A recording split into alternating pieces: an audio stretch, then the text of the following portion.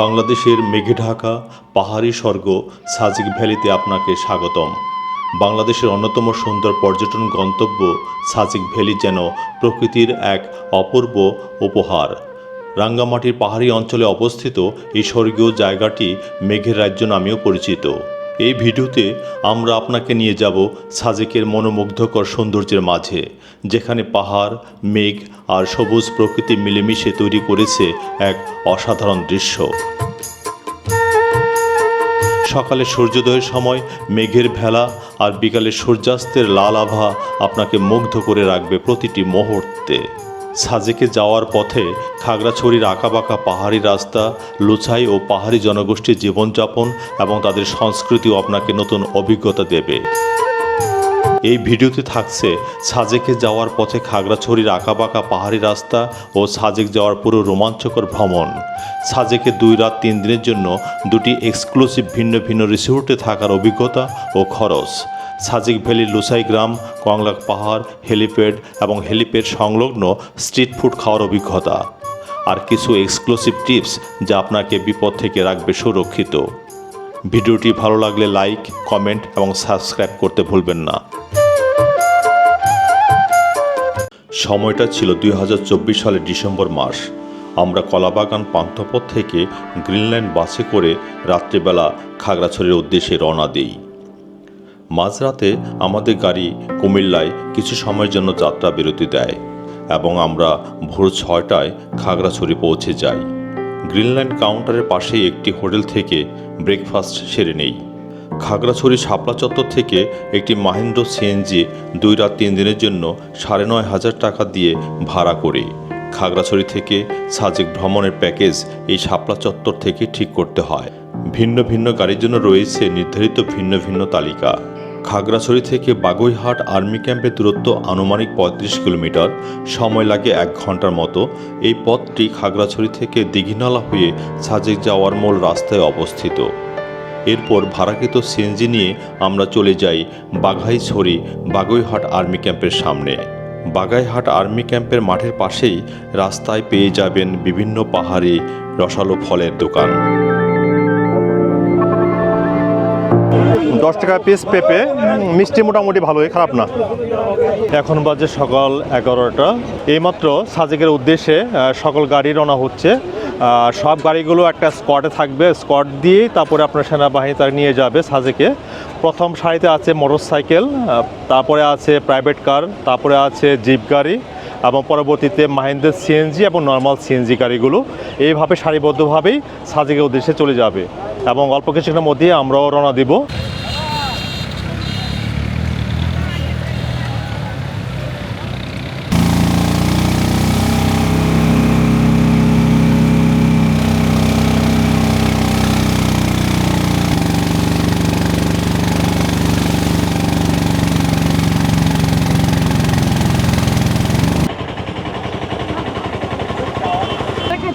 কুশল খাচ্ছে, পাহাড়ি কুশল, ইকো খুব টেস্ট। হ্যাঁ, 10 টাকা। তাই এই প্রথম খেলাম মনে হয়। প্রথম না, এখানেই প্রথম খেলাম, কাঁচলা বাসায় খেয়েছি।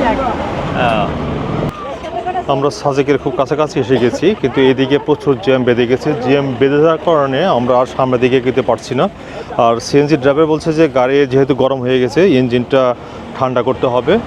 আর এদিকে সাজেকের প্রাকৃতিক দৃশ্য দেখতে খুব সুন্দর লাগছে। পাহাড়ি আদা, একটু উপরে উঠে আমরা।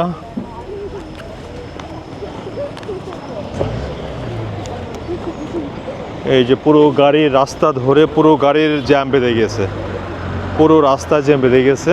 আমরা সাজেকে খুব কাছাকাছি এসে গেছি।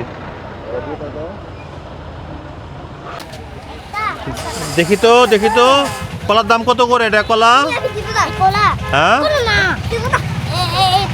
এইটা 20 টাকা, 30 টাকা। তুমি বিক্রি করতেছো 30 টাকা। চিনো তুমি টাকা? চিনো 30 টাকা? ও, সামঞ্জিত।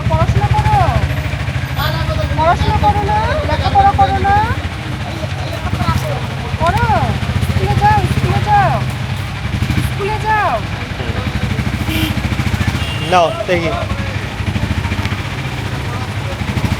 ভালো আছে কোনা? না কলা ভালো না, এই জন্য তুমি চকলেট খাও, চকলেট। হ্যাঁ তোমাকে 20টা দিলাম, চকলেট খাও, ঠিক আছে? সাজিক ভ্যালির শেষ 1 কিলোমিটার খুবই খাড়া এবং ঝুঁকিপূর্ণ। এই অবস্থায় শুরু হলো বৃষ্টি এবং ঠান্ডা বাতাস, আর চারিদিকে মেঘের ছোটাছুটি। শেষ পর্যন্ত পরিবার নিয়ে পৌঁছে গেলাম সাজিক ভ্যালিতে। Welcome to Sajek.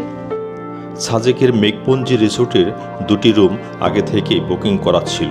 পৌঁছানোর সাথে সাথেই ওয়েলকাম ড্রিঙ্কস দিয়ে আপ্যায়ন করে আমাদেরকে রুমের চাবি বুঝিয়ে দিলেন। রুমটা দেখে বেশ ভালোই লাগছিল, সুন্দর এবং বেশ পরিপাটি এবং পরিষ্কার পরিচ্ছন্ন। যখন পর্দা সরিয়ে বাইরে বের হলাম তখন কিছুক্ষণ চুপচাপ দাঁড়িয়েছিলাম আর ভাবছিলাম প্রকৃতি এত সুন্দর হতে পারে। চারপাশে শুধু মেঘ আর পাহাড়ের অপূর্ব মিলন। মনে হচ্ছিল আমরা যেন আকাশের খুব কাছাকাছি চলে এসেছি। তাই খোলা কণ্ঠে একটি গানও গেয়ে ফেললাম। মেঘ বলেছে যাব যাব, রাত বলেছে না, সাগর বলে কোল মিলেছে, আমি তো আর নাই। সাজিক ভ্যালি পৌঁছাতে বিকাল 4টা বেজে যায়। আমরা তাড়াতাড়ি শাওয়ার নিয়ে পাশের রুনময় রেস্টুরেন্টে লাঞ্চ করতে যাই। উন্মুক্ত পরিবেশে একটি রেস্টুরেন্ট, যেখান থেকে সাজিক ভ্যালির অপূর্ব সৌন্দর্য আমাদের মুগ্ধ করছিল। তো আমরা এখন রুনময় রেস্টুরেন্টে ট্র্যাডিশনাল খাবার শুরু করলাম। এটা ট্র্যাডিশনাল খাবার বলা যাবে না, এটা আসলে সিম্পল খাবার। এখানে ভর্তা আছে, চিকেন আছে, ডাল আছে এবং সাদা ভাত আছে এবং ডিমের মামলেট আছে এবং সবজি আছে। এগুলো একটা স্বাভাবিক খাবার খাচ্ছি, যেহেতু লং জার্নি করে আসছি আমরা। স্বাভাবিক খাবার খেয়েই আমরা পরবর্তীতে আমরা ট্র্যাডিশনাল খাবার দিকে চলে যাব।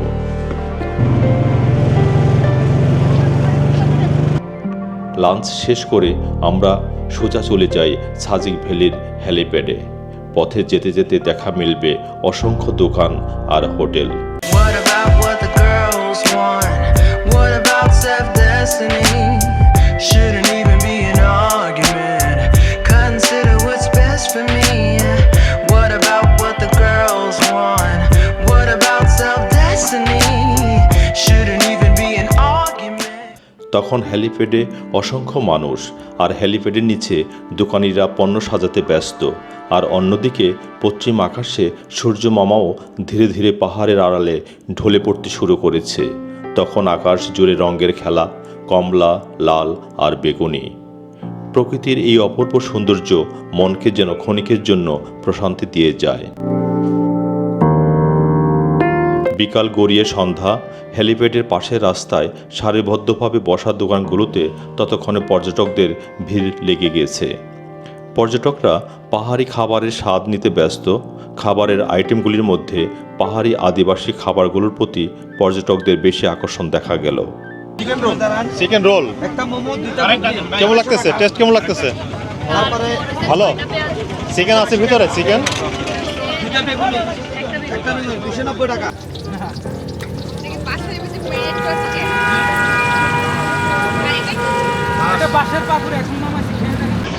আর এটা কি? এটা পাহাড়ি আলুর ফ্রেঞ্চ ফ্রাই। এই তো পাহাড়ি আলুর ফ্রেঞ্চ ফ্রাই। এই তো এটা ফ্রেঞ্চ কত প্লেট? কত করে? 50 টাকা প্লেট। 50 টাকা প্লেট। জি।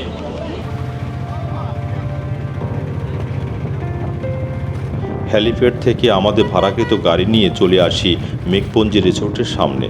রাতের অন্ধকারে দুপাশের সৌন্দর্য দেখে সবাই বিমোহিত হবেন।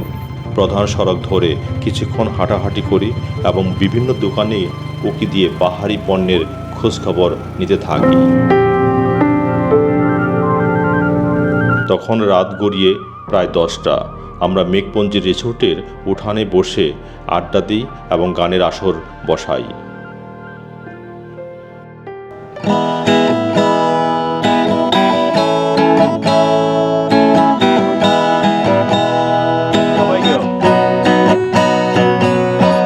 এমন যদি হতো আমি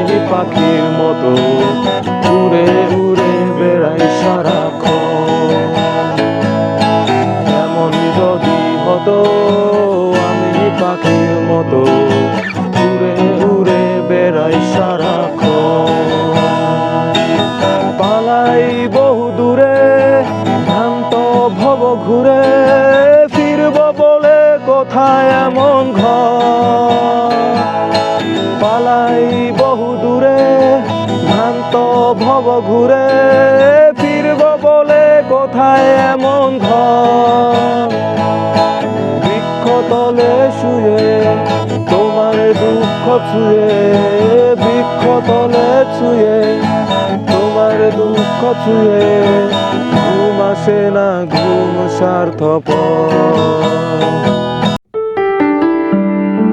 আড্ডার শেষে রিসোর্টের রুমে ঢুকে আবার চা এবং মুড়ি মাখা আয়োজন করি এবং সাথে চলে খুশ গল্প গভীর রাত পর্যন্ত।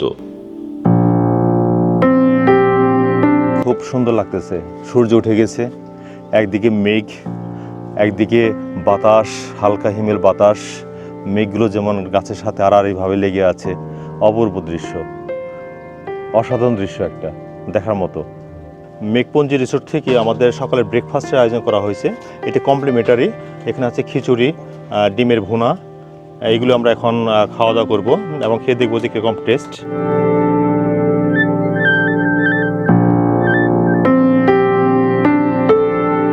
মেঘপঞ্চি রিসোর্টে ব্রেকফাস্ট করে আমরা চলে আসি পরবর্তী গন্তব্য খারসাং হিল রিসোর্টে। পাহাড়ের উপর অবস্থিত শান্ত নির্জন পরিবেশে এমন একটি সুন্দর রিসোর্ট আছে আমি কখনো কল্পনাও করিনি। এখানে আমাদের লাগেজগুলো রেখে আমরা চলে যাই কংলাক পাহাড়ে। আমরা এখন যাচ্ছি কংলাক পাহাড়ের দিকে এবং আমার সাথে যারা আছে খুব ভয় পাচ্ছে যে অনেক উঁচু উঠতে হবে এরকম। সবাই উঠতেছে আস্তে আস্তে, আমরাও যাই এখানে।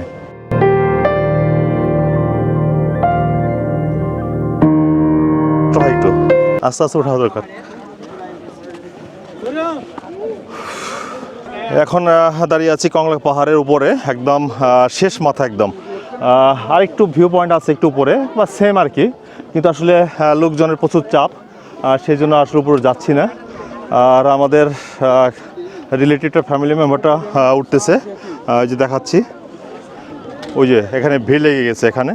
কংলাক পাহাড় থেকে ফিরে এসে খারসাং হিল রিসোর্টে লাঞ্চ করে বেরিয়ে পড়ি সাজেক ভ্যালির পাহাড়ি আদিবাসীদের লুসাই গ্রামে। লুসাইদের জীবন এবং ইতিহাস কেমন ছিল এখানে ফুটিয়ে তোলা হয়েছে।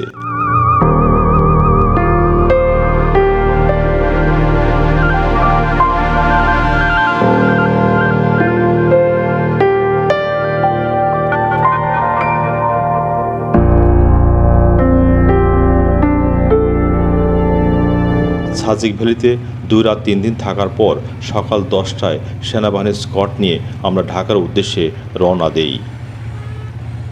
সাজেক ভ্যালির জনবিচ্ছিন্ন এরিয়া, তাই এখানে পর্যাপ্ত ডাক্তার বা চিকিৎসা ব্যবস্থা নেই। কাজেই সাজেক ভ্যালির অপরিচিত পাহাড়ি খাবার এবং স্ট্রিট ফুড যতটা সম্ভব কম খাওয়াই ভালো। এখন দেখা যাক খরচ কত হলো। ঢাকা থেকে খাগড়াছড়ি এসি বিজনেস ক্লাস গ্রিনল্যান্ডের ভাড়া ছিল 1600 টাকা। 2 রাত 3 দিনের জন্য মাহেন্দ্র সিএনজি রিজার্ভ করেছিলাম, তার ভাড়া ছিল 9500 টাকা। মেঘপঞ্জি রিসোর্টের ভাড়া 1 রাত 1 দিনের জন্য ছিল 5500 টাকা। খারসাং হিল রিসোর্টের ভাড়া 1 রাত 1 দিনের জন্য ছিল 5000 টাকা এবং অন্যান্য খরচ ইনক্লুড করলে পার হেড আমাদের 2 রাত 2 দিনের জন্য খরচ হয়েছিল 9000 টাকা।